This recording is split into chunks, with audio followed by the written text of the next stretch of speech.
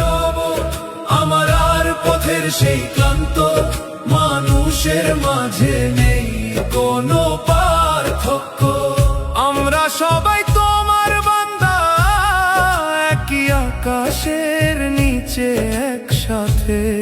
যার চোখে ক্ষুধা, যার বুকে কান্না, তা আমারই প্রতিচ্ছবি। তুমি শিখিয়েছো ভালোবাসাই ইবাদত, মানবতাই আসল সম্পদ এই পৃথিবী।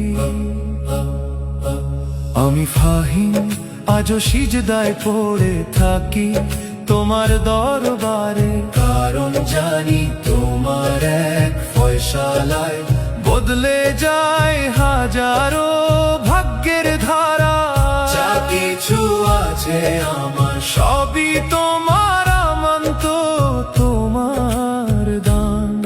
তুমি চাইলে সব থাকবে, না চাইলে মুহূর্তেই হয়ে যাব শূন্য নিরাশ্রয়ে প্রাণ।